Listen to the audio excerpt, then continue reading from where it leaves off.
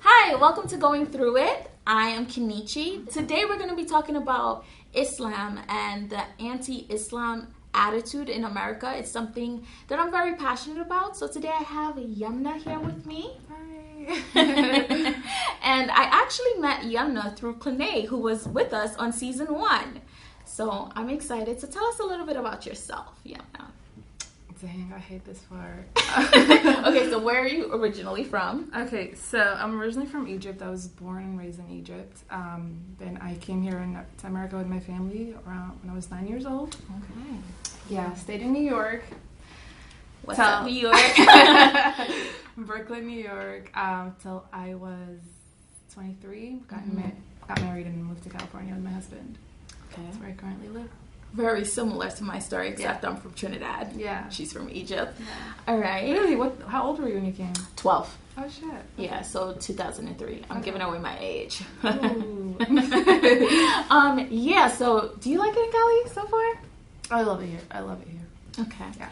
So you guys, you don't have on a hijab today, but... I do, actually. Oh, I didn't even see it. It's nothing in. in. But she's so swagged out. I didn't even Stop. know. I didn't even notice. But yeah, so you are a practicing Muslim. Yes. And I want you to share a little bit about your story. First of all, let's start off with what is Islam in general? So, I just, a disclaimer that I'm just going to speak about everything from my point of view. I don't represent That's all all you Muslims. can do, Yeah, I just represent myself, my understanding, the things I was taught.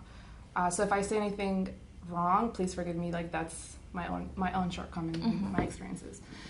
So Islam to me, it's a religion of peace and submission, first and foremost.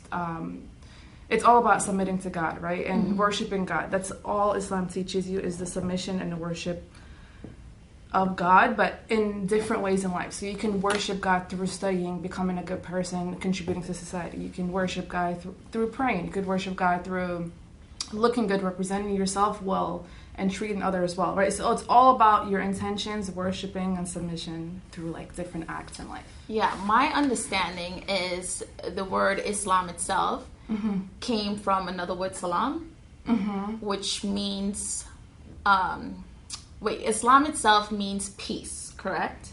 The word translation.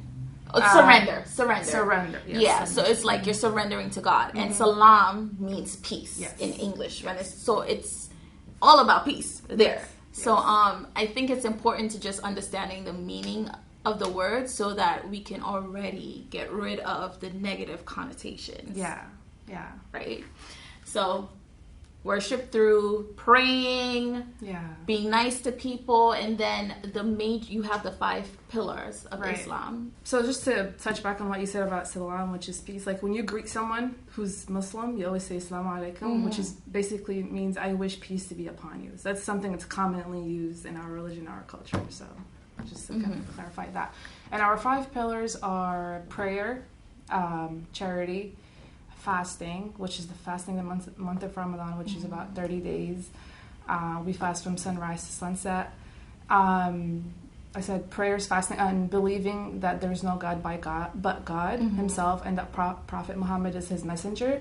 And the 5th one is if you can visit Mecca and pray, if you can, and it's emphasized if you can, because it gets really expensive, and also if you're old age, it's a really tiring journey. So if you can't do it, like, God is not going to punish you. So if you can, you have the means and the health and stuff, you can do it.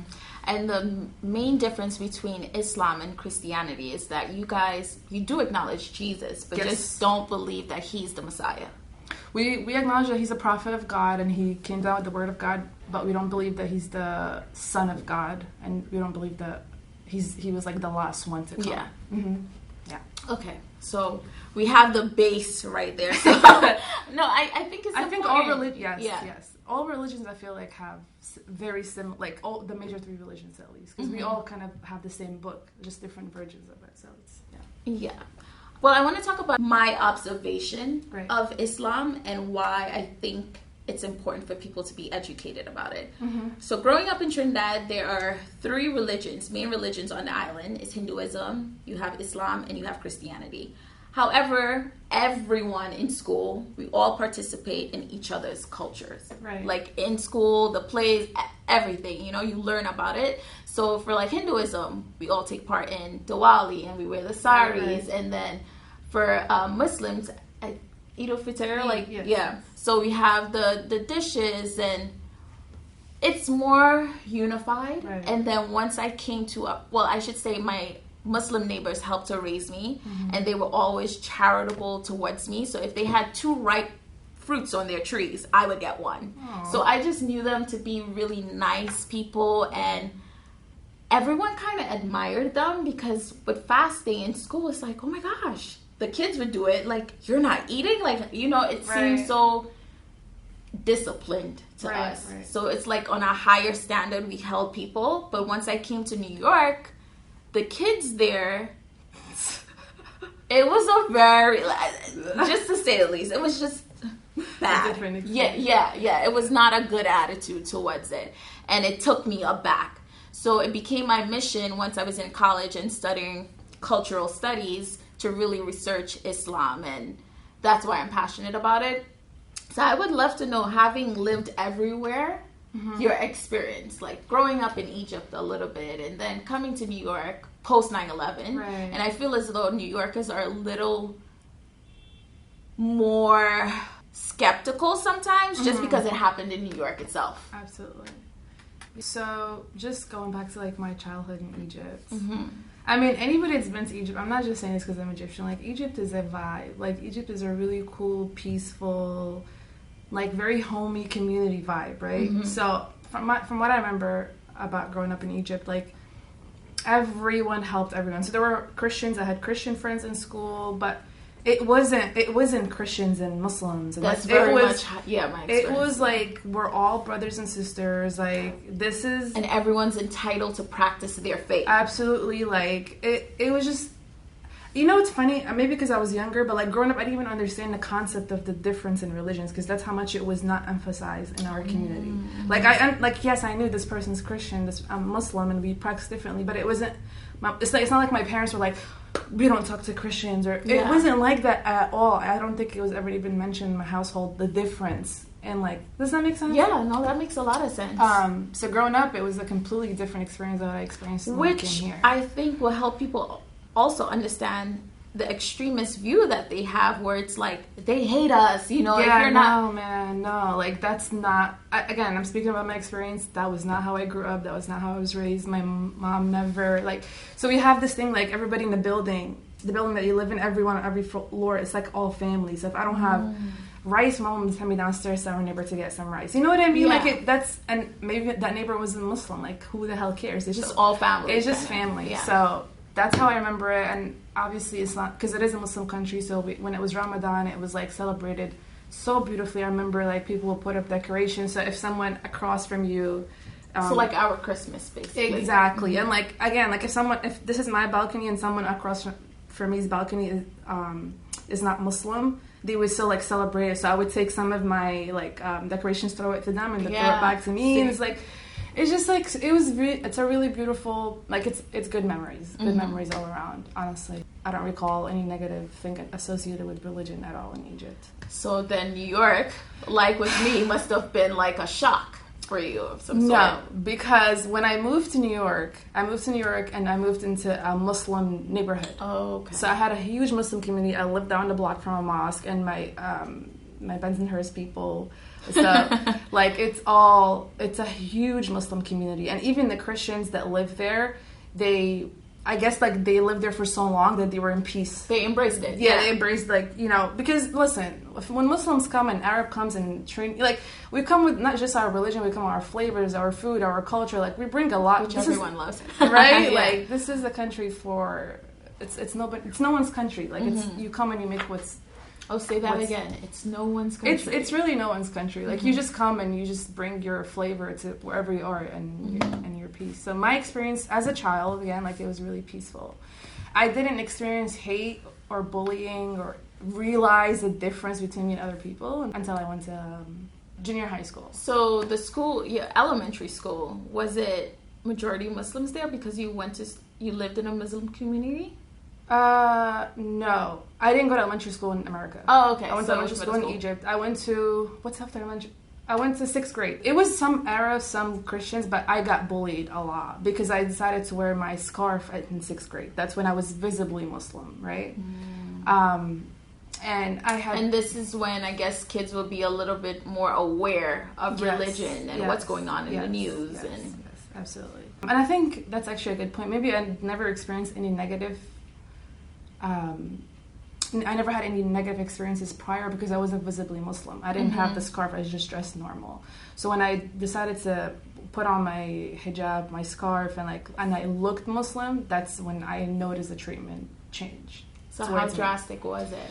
It was pretty drastic, as it can get for someone who was in 6th grade. So I definitely had it pulled off multiple times. People tried to pull it off. Oh, 100%. I actually had two guys. One of them, I was walking. One of them sat on his floors, and the other one pushed me so he can trip me, and then pulled my hijab right when I was falling. And I was so embarrassed because at that time I also didn't know a lot of English because I had just moved to America. So I was so embarrassed. And so, did you report them? Were they reprimanded? No. No. Wow. I didn't. You know what's weird? I find because hate is taught, right? Right. Because when you look at really, really young kids, they don't care what color you are. Right. They don't. They're just so oh, where are you from? Are you a unicorn? They believe anything. Yeah. And then as you get older and they start to understand maybe what they're hearing their parents say, what they see on TV and stuff, then you see hate really come to be. Right. So I would love to know where that level of not accepting someone came from with those particular kids. Yeah.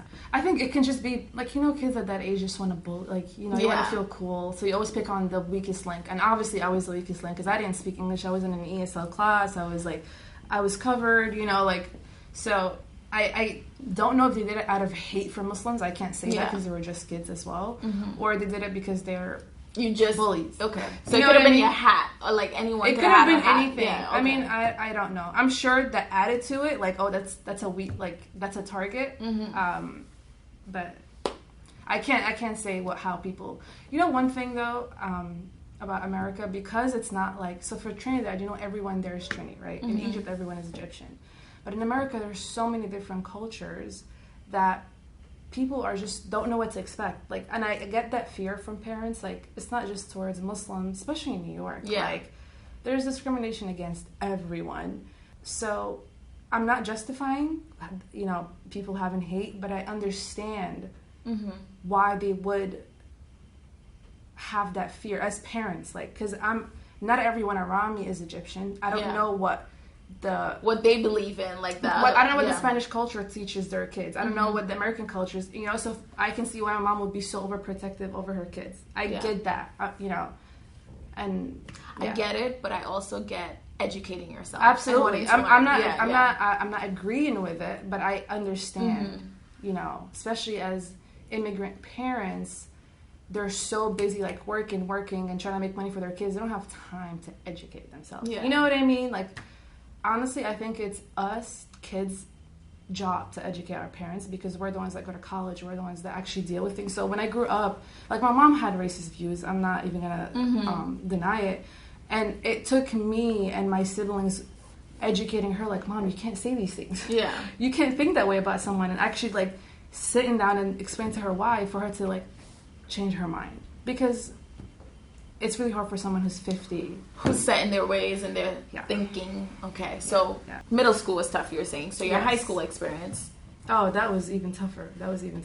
But I think by high school, growing up in New York, I'm sure you grow tough skin. You be the tough kid. I learned from my junior high to be the tough kid in high school.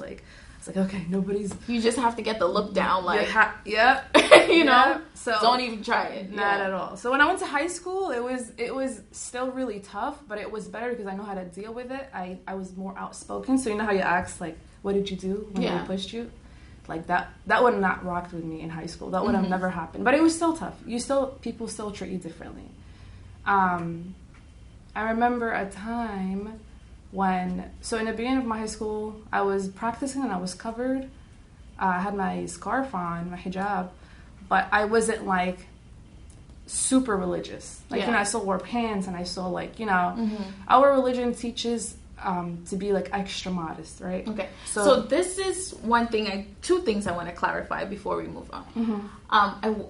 What made you decide, like, it's time to start wearing a hijab? So at that time, when I was in 6th grade, so everyone in my family was against me wearing hijab so young. They're like, you're way too young. Why are you covering your hair now? But because I lived in a community that was all Muslim, and I was always going to the mosque, I was like, kind of inspired, like, oh, I want to put it on too. Yeah. My sister had it on for like years, and my mom has it on. Notice this was her choice. Oh yeah, it was 100% actually, the first day I wore it, my mom had a huge fight. She's like, you're not gonna wear it. She pulled it off. She's like, you're too young. Like, wait till you get married, or like, who's gonna marry you if you have it on? Again, that's her mindset. I'm not saying it's right. Yeah. And she was completely against me wearing it. She's like, don't wear it, dude. Like, you're young. But I wanted to wear it because I was inspired by everyone in my community.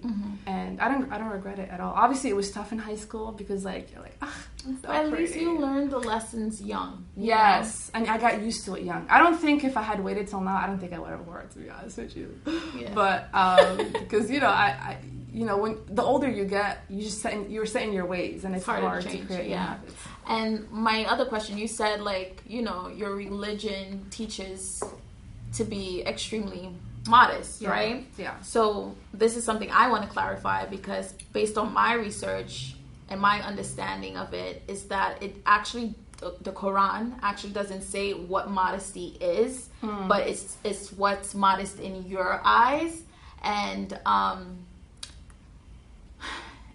the actual covering of the hair and all of that is more of a cultural thing. It's not specific to the religion. Actually, it is specific to the religion. In the Quran, it specifies what to cover and what not to cover. It does. It does. It actually, but the definition. So, hijab, covering your hair, that's 100%. Everyone agrees on that. However, the fact that some people cover their face, that's debatable. That's why everyone does it. But covering your hair, that's 100%. So if you actually look at any religious woman from any religion, they have their hair covered. So the Virgin Mary had her hair covered. Yeah. Jewish women, they cover their hair. They put like a little bonnet. So I think nuns cover their hair. Nuns cover their hair too. So in the religion, in Islam, it says to cover your hair 100%. When you hit puberty, you have to cover your hair and cover the areas in your bodies that will attract negative male attention. So like your breasts, obviously. Yeah. Your curves. You're encouraged to cover your curves. Okay, so that's one thing you definitely cleared up for me. I know it because, like I said, when I grew up, I had to do my research so I can be convinced myself. It's not just like my own, what my parents teach me. Like, I had to be convinced, so I wear it with conviction. Yeah. So I feel some type of way because, like I told you guys, when I was doing my paper in college, I interviewed 10 to 15 people who practice the faith, and they were adamant that it does preach of modesty, but it doesn't tell you what it means to be modest, and you have to interpret that yourself. So if to you it means covering your hair, then you cover your hair. And they stressed that it was more of a cultural thing in a lot of countries and not in the actual Quran. And I can't read Arabic, so I couldn't get it myself, and I just took, okay, you're practicing Muslim, you know what you're talking about, Right. So educate me and the others, please.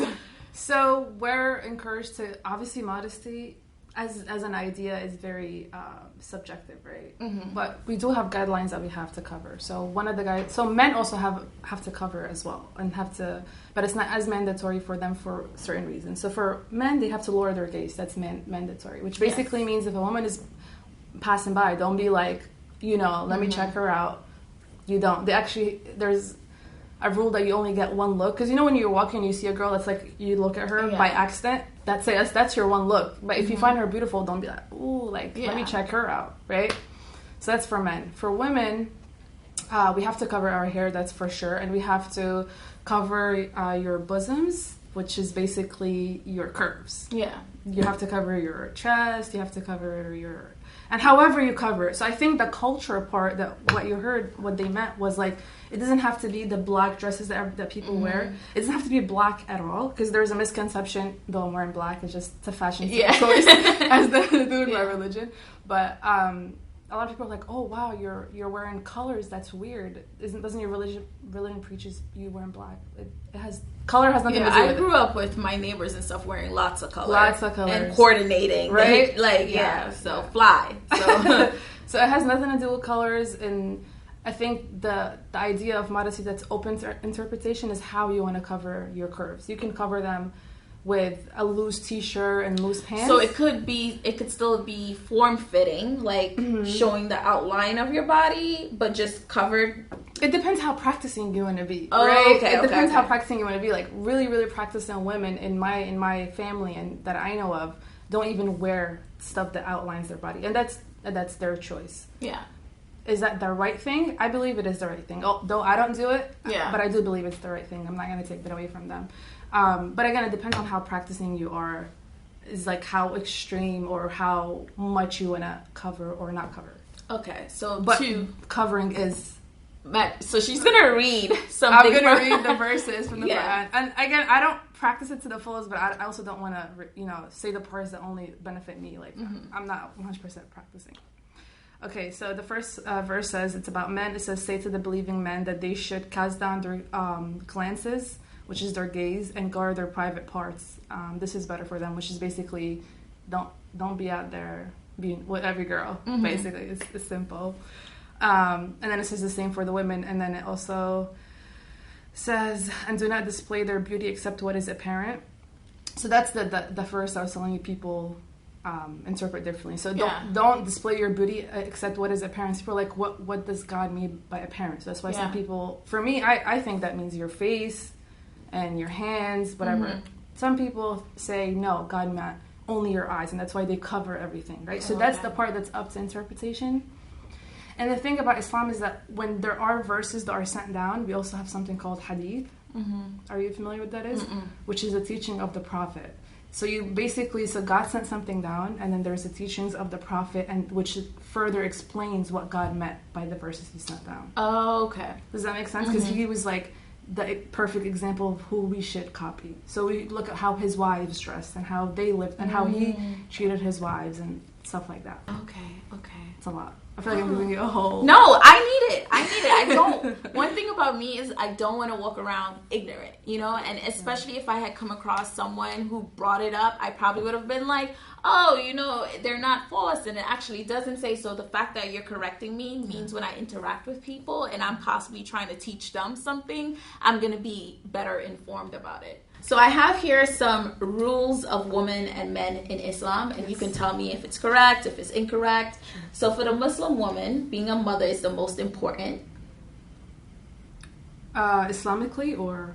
Yeah, based on the Quran. Being a mother is supposed to be the most important thing. Yes, the woman, Not that you have to have kids, but like... Yeah, so in Islam, wives and husbands have roles. In marriage, the man's husband is to protect his family and be the breadwinner and the provider. The woman's only role is to raise righteous kids. Okay.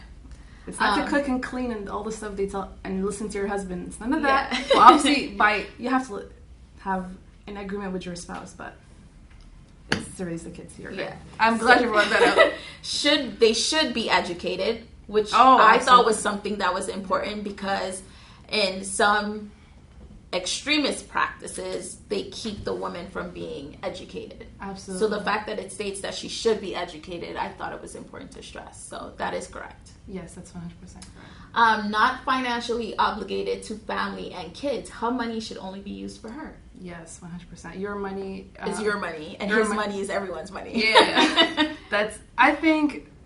I think, despite the common misconceptions about Islam, I think women in Islam have the most rights out of any religion that I know. That's one thing I got right in my interviews in college. That's what they said. Like, women are revered and well respected, and the fact that people think they have no rights and they feel sorry for them. No. And he was just like, it could make him cry at that point because Yeah, they there's all these feminist movements that want to liberate Muslim women. It's like, no, sweetie, we're very well and liberated. he was like, it's their choice to cover their, like, no one's forcing, unless it's a country where it's mandatory. Of course. Usually, like Saudi Arabia, it's mandatory. Yeah. And don't take whatever Saudi Arabia does as part of it's it's different. And I do want to say something about Saudi Arabia. In my research, actually, they say Islam was brought to Saudi Arabia to combat the mistreatment of women. Yeah. Because it was such a good religion in praising women and putting women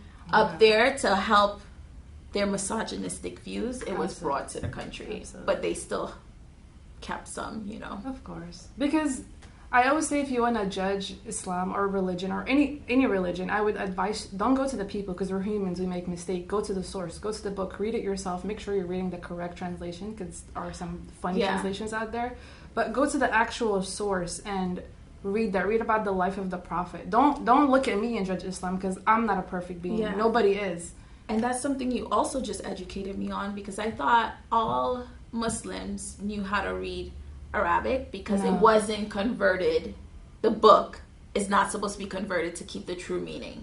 No. So the book is not supposed to be converted.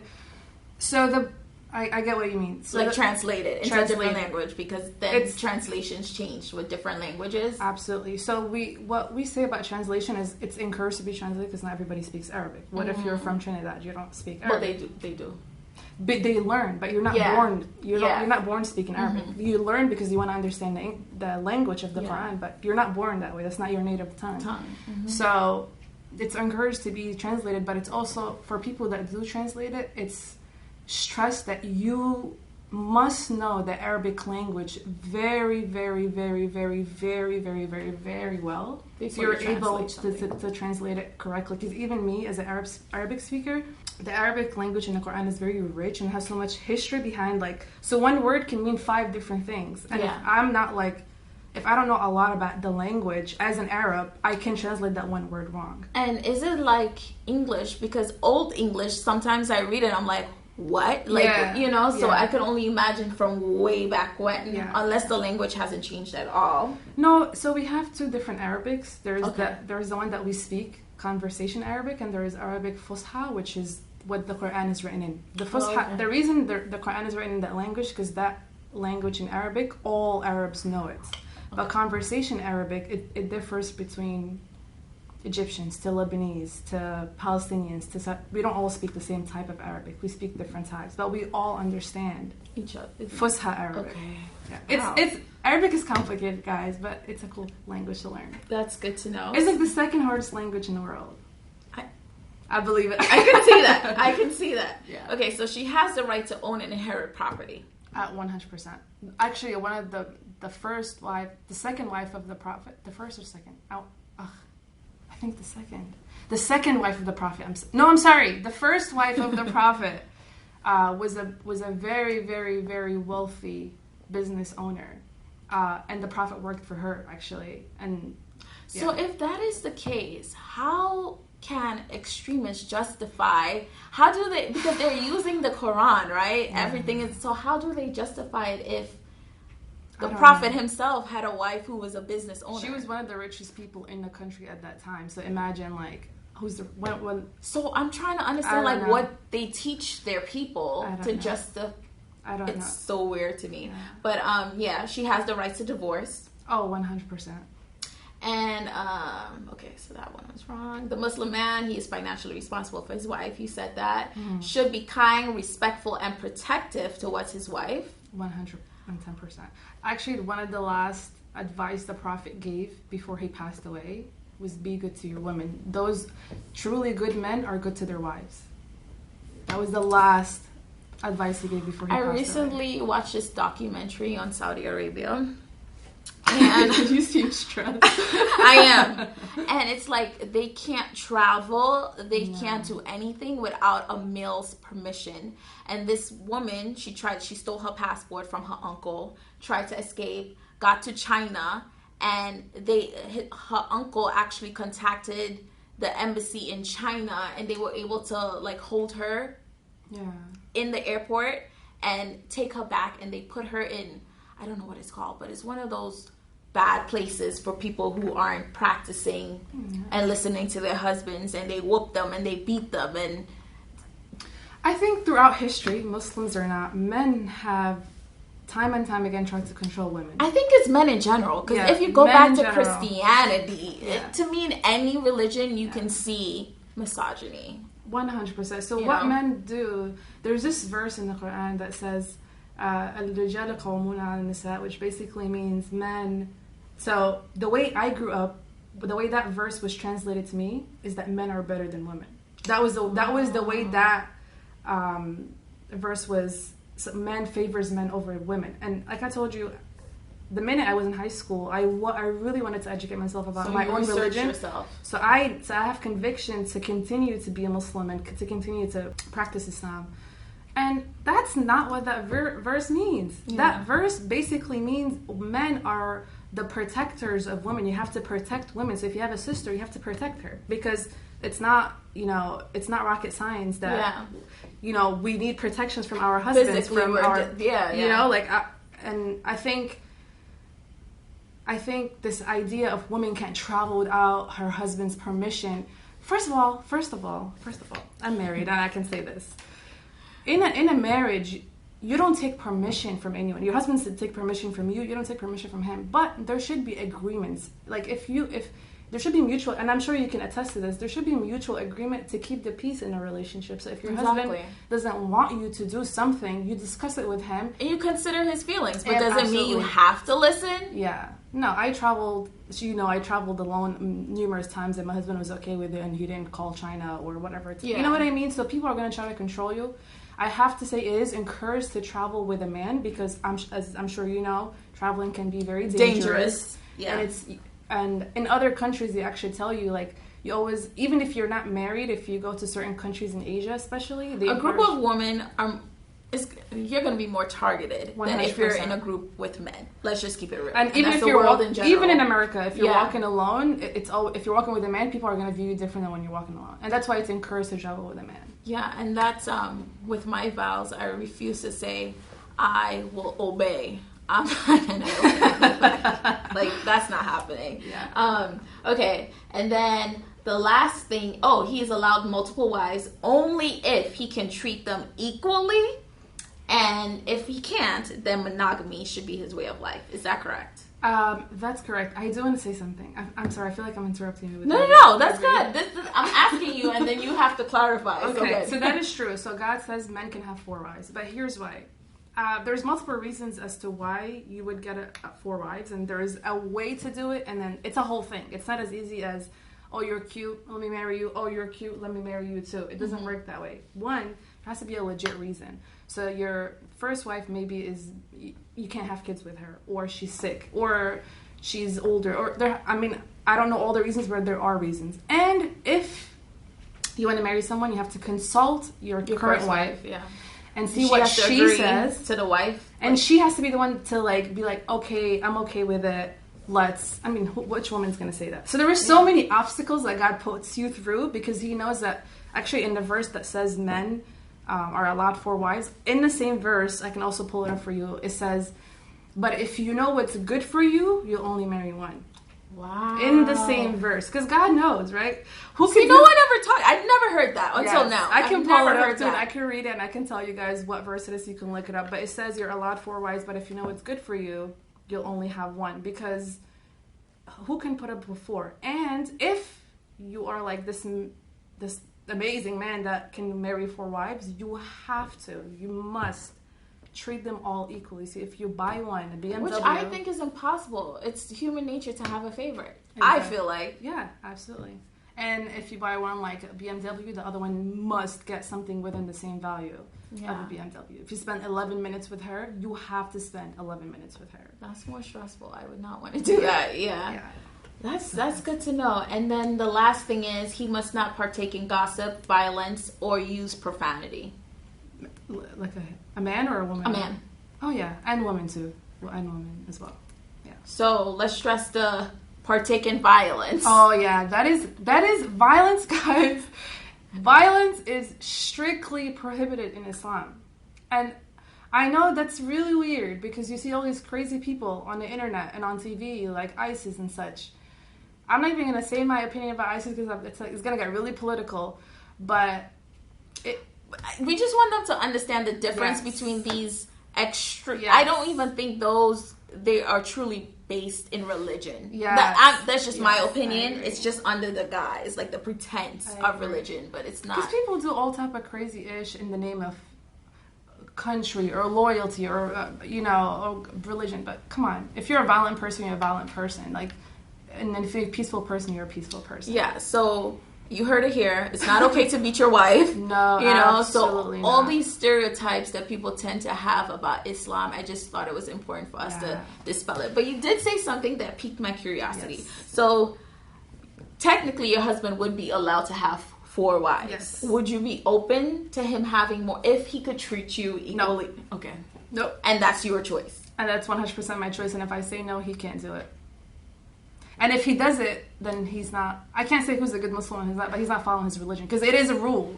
Like, it is law. Part of the law. You cannot marry if your wife says no. So, it's a no for me, dog.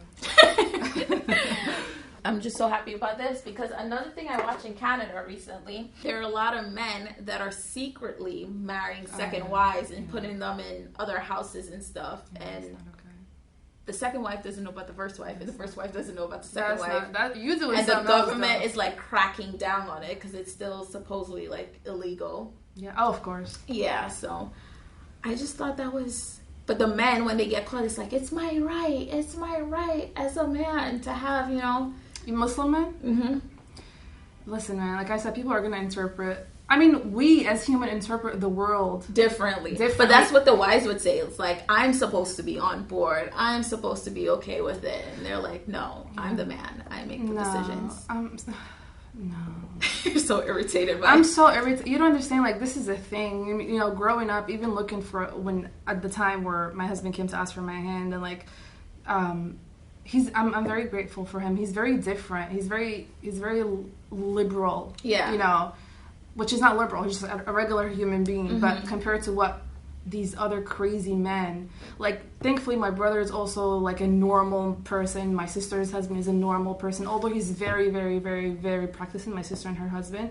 And he doesn't do any of that. Like, my sister at a point where the face covering, it's called niqab or burqa, okay. Mm-hmm. But she did it willingly. And then she took it off. And her husband didn't even trip. And he's very, very, very religious. Like, he's very religious. She's very religious. But they're normal people. Like, I encourage people to get to know someone. Get to know your Muslim neighbor. Get to know. And I encourage people to travel. Because when you travel, it changes your perspective of the world. I'm a firm believer in that. Yeah. It opens your eyes. Yeah. Don't stay in your bubble. Stop watching Fox News. Like, get out. No, true story. Like, because we all have our own misconceptions about other cultures and religions as well. And whether we like it or not, we're all a little bit prejudiced. Absolutely. Yeah. So to kind of break that, you need to get out and speak to different people and experience different cultures. And there's one thing I found weird. So, like I told you, I grew up really close to my neighbors. Right. And I've been back to Trinidad multiple times. Right. And they were always, like, really friendly. But this last February was the first time I went back with my husband. Right. And I found that the husband in the relationship, it was just such a different interaction with me because Sean was there. And I was like, what? Like, I'm not used to this. And my aunt had to check me. She's like, well, you're a married woman now. He's not going to feel comfortable interacting with you the same. So it wasn't like a hug anymore or like... So I'm like, is that a thing? Because that's what I wasn't aware of. So are you saying you're talking about your neighbors? Or? Yeah, my neighbors. They were Muslim? Mm-hmm. So he didn't hug you because your husband was there? It was a very different treatment. I think it's out of respect for him because and that's what my aunt said. It's not. I don't know them personally, but I think it's out of respect. Like, I don't want to step on his toes by hugging his girl, kind of thing. Yeah, but I was like, you know me since I was a little girl. Like, it's so different. And she's like, no, you're married now. You're a woman now, so they look at you like, okay, you're grown now. You're like, for example, me when I go to Egypt and my uncle, or my aunt's husband, who raised me, he literally raised me. But when I go now, like it's not him, but I feel like different. I feel like I'm a grown woman now. I can't do the same things I used to do. And he's like, girl, I raised you. Like, you better come here and give me a hug, But there is always, because I think it's out of respect. Yeah, but that was like a tough pill for me to swallow because I'm like, I'm married, but I'm still the same me. Like, I'm still, like, you know? Yeah. Okay, so back to your experience. Let's get into career a little bit. Has your religion impacted? Like, when you go... Okay, so, for example, me, being a black woman, not only a black woman, a dark-skinned black woman, I'm always aware that I'm black in every room that I go to. Especially if it's a majority white room, okay? And I get looked upon as the spokesperson for black people, which it puts a lot of pressure on me, and I hate it. The only time I'm okay with it is when I travel to a country and a lot of people haven't, like, met a black person, you know, in their lives. Right. I'm like, yeah, we're not what you see on TV fighting all the time. And then I take it upon myself to try and educate them, because I know that's going to be a life-changing experience. But in America, where I feel like, yeah, Chanel better, you know, I'm more uncomfortable with that experience. Right. So has it impacted you in any way? Like when you go on an interview and you have one? I think so. I'm Muslim, I'm a woman, and I'm black. So that's like a triple whammy for me, honestly. The job that I'm in right now, my coworker's mom, he's Filipino, he's Christian, but his mom is a Muslim and his stepdad is a Muslim. So when he got to know me, I'm very outspoken and like I'm very different than your stereotypical type of Muslim. So he told me, he's like, I've never met a Muslim girl like you. He's like, women in my mom's family and like like Muslim women in her mom's family are very like, yes, and like, you know, submissive kind of. Very submissive. They don't talk back. Like, and he's like, I've never met anybody like you. I was like, well, hello. There's a whole bunch of me out there. I was just about to say, the woman I know in Trinidad, they're more similar to you. Like, to me, they run the show. Yeah. You know? Yeah. So that's different. But getting jobs has been a struggle. I mean, no one ever tells you, I don't want to hire you because you wear the scarf. But you feel like they don't say it about you're black, but you just the energy. You feel it. You 100% feel it. I remember I had an interview, like a Skype interview with an employee before, and the minute I turned on the camera, I knew I wasn't getting the job. I knew it because the way she looked at me, she was like shocked. She wasn't shocked, but I can just tell, like, she was like this, and I'm like, I'm not getting this job. And then the things she was telling me, I think they're illegal, no joke. Like, I actually talked to someone about like getting her in trouble because I do modeling sometimes. So the employer, she would have been getting me like jobs and like modeling jobs and like brand ambassador jobs. So you have to have a certain more like look. Your agent, yeah. You have to have a certain look, right? Mind you, I sent her my pictures prior to the interview, so you knew how I looked, you knew what I wore. But when she got on camera, she started saying really weird, rude, I'm sure illegal things to me, like, I don't like the way you're standing. Can you fix the way you're standing? Okay, can you stop pacing back and forth? Can you take your hands out of your pocket? Can you fix your face? When I'm talking to you, look at me. Stuff like, can you... Like, you know, I was shocked. I'm like, who? First of all, how can I look at you in Skype? Yeah. I can't look at you. Like, that can't... I have to look at the camera? Like, stand... It's awkward, It's weird. I know you want to look at the screen because you're talking to me, so I want to see what you're saying. And it was, like, a really horrible experience. And I'm like, okay, like, this is really weird. And I have to, like, report it to someone because it's not okay for her to be treating people like that. But I've definitely had numerous experiences like that. And my scarf sometimes worked in my favor in the sense that big companies, want to have that token Muslim on their team. The diversity.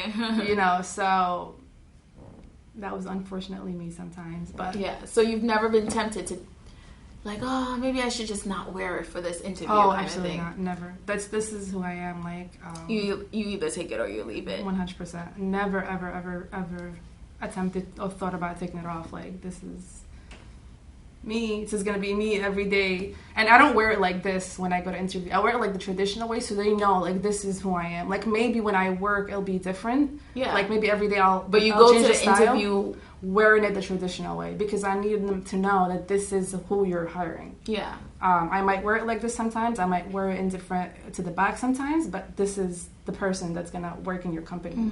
I admire that because in my early days, I felt like I had to tone down my blackness. So I would, like, pull my hair back, you know, wear maybe straighter, try to...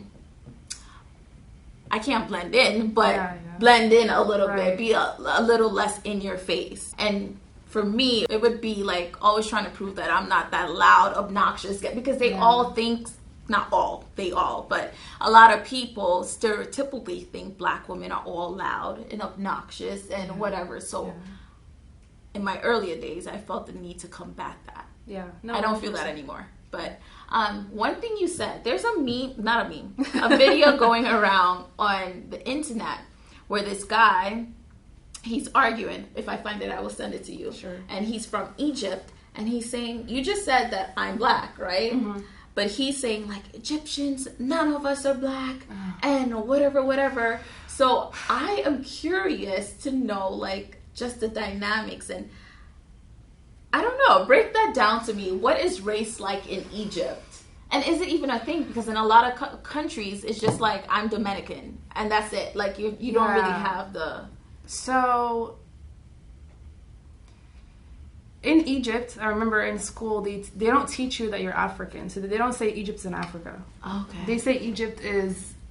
I think every country teaches their people that their country is in the heart of the world. So they teach you that Egypt is in the heart of Asia, and what else? What's next to it? I don't know. In the middle of Asia and some my geography. Me too, horrible. But they teach you it's in the middle. So they say it doesn't really belong to any continent. Yeah, he said it was the Middle East, which, from what I've learned, the Middle East is not an actual thing. Exactly. So they teach you like whatever. So they don't teach you you're from Africa and Egypt. That's not a concept I had or understood when I was in Egypt. I understood it when I came to America and studied and did my own research. Members of my family don't identify as Africans. They identify as Africans, but they don't identify as Black. Okay. Which, to me, I don't understand. I identify as a Black person, as an African person. How do they feel about that then, though? My family's very chill. Conversation. Yeah, my family's very chill. So we may all disagree about something, but there's always mutual respect. Mm-hmm. So my brother and I often joke around, and he'll like bring me pictures of ancient Egyptians. He's like, look at them. I'm like, dude, do you really think that's how ancient Egyptians look? Like, this is what the Europeans made. Like, that's not how really Nefertiti. She doesn't have blue eyes. Like, that's not how she looks. So I actually went ahead and did my DNA thing. What is you it called? I've been dying to do that. Oh my gosh, do you recommend it? Yes, I do. So what? Tell us the results. Maybe I'll send it to you and you can like post it. But I was 75%.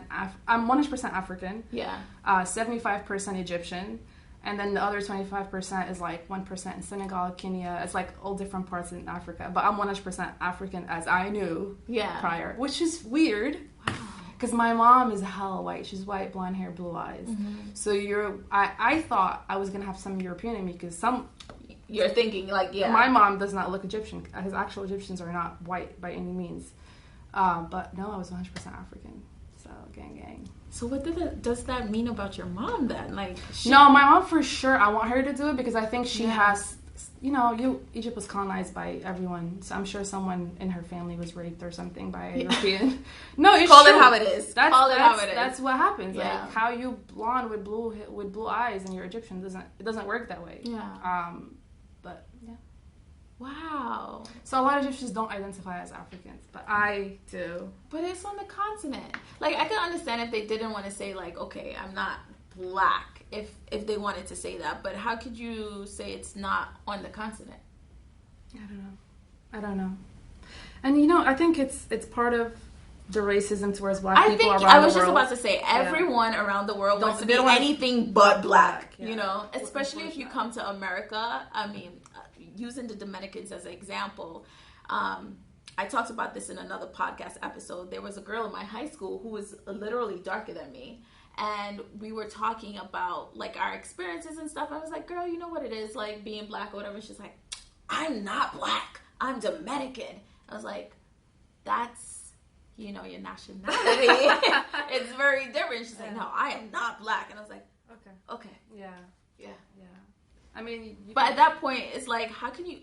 She was even darker than I am. So I'm like, how can you deny your African ancestry? Like, how is it even possible? I don't know.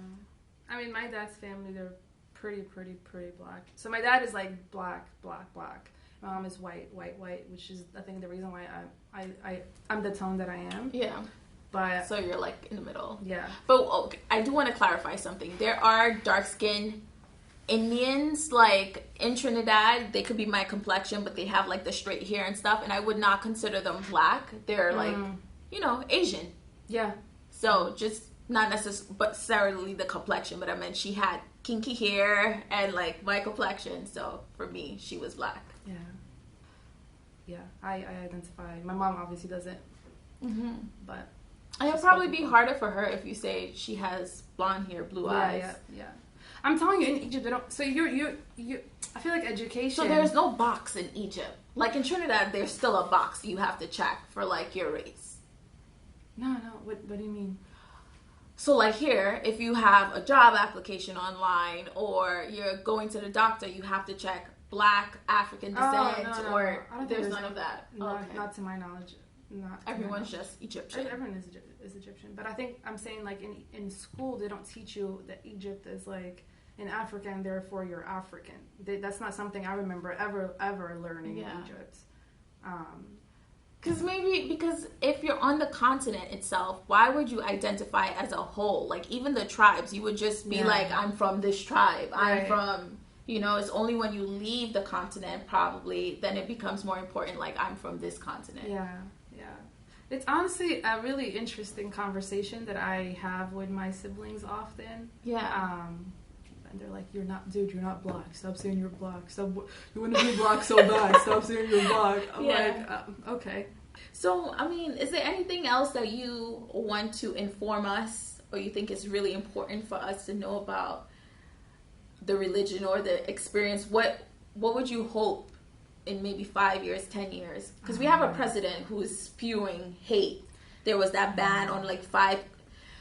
Oh, Jesus. Yeah. I personally know people who are affected by the ban. It's really sad. Yeah, I have a friend whose husband, she got married in Yemen. She's American, but she went to Yemen to get married to her husband. And he wasn't able to come back, and she was pregnant, had a daughter here without him. Oh my And she was forced to take the baby girl and move to Yemen to be raised with her dad. So how did the ban work? Because if they're married, you said they got married in Yemen, but he's still married to an American citizen, which he should then be allowed to come here on I think it's a K-1 visa maybe for spouses. So the visas for anybody from certain countries, from the countries it was just done. Yeah. Either done or they're like take their sweet time, maybe 4 or 5 years until they investigate and make sure you're not a terrorist and all this BS. That would have been, which is sad because there is an actual war going on in Yemen. She had to take her daughter and go to Yemen to be with her husband and the girl's father, which is so sad to me, honestly. There's so many stories like that. Wow. And that's also why I think it's important, because people in middle America or somewhere, if they've never, like me, some of the things I saw on TV I knew not to be true because I grew up around Muslim people. I'm like, that was not my experience. Like, you know, it's a lot easier for me to say BS. But people who've never interacted, it's a lot easier to watch TV and be like, oh really, that's how they are? And I think we're fortunate because we live in California and New York, which is two very liberal it's states. Like a bubble on its own, like, But so there's one thing I want to leave off. Please. Yes, be cautious. Obviously, always check your surroundings, but go out of your way to meet different people. So if in your heart, and I feel like this is something that goes across board. If in your heart you feel something negative towards someone, right? That someone could be a black person, it can be a white person, it can be a Muslim, it can be a Hispanic or Latino person. Go, like, take that in your heart, leave it, feel it, right? Because you're entitled to your feelings, but also go out and meet that person, meet someone who's Muslim. Like, have coffee with them. Be like, I want to learn more about your religion. And also, I would more than one person, because that one person doesn't represent the whole, you know? Yeah. So I would say just go out, man. Like, there's so much, just turn off the news for a little bit, because like someone said, like CNN is like constant negative news. Like, people make money out of fear. Nobody's gonna put, a Muslim person helped an older save person. The baby or something like that. Because that's not gonna. Nobody wants to hear that, right? They want to hear someone created terror and kill this, and that's what makes money. So just in general, go out. I would encourage you to travel. Like, please travel if you can. And not only that, for me, we talk a lot about terrorists and whatever, but I think for me, in my experience, there are a lot less terrorist attacks than attacks by the police on innocent people. So to me, that's a bigger deal than, you know. Yeah. I'm telling you, like, I don't want to, I've been trying really hard not to get political by any of it, but that's a whole different conversation. First of all, just look at the statistics of Muslim people that create terror and white people that create terror. Like, look that up. I'm not even sure if that's going to be accurate, but just pay attention, really. Pay attention to how the media I was just about to say, they have a story to tell, okay, and everything is not accurate. No. If a black person were to commit, if a black person was to steal, a white person steals, and a Muslim steals, pay attention to how the media portrays and what pictures they choose, and what pictures they choose, yeah, and the narrative they tell. And this is not for people in California and New York, because I know we're more aware of these things. I hope some of your listeners are outside of these states, and I really hope you guys take the time to get to know others. Honestly, I really hope you do. And then if you have hate in your heart for any group of people that you've never interacted with, ask yourself, where is that hate or that disdain coming from? Why am I feeling this way?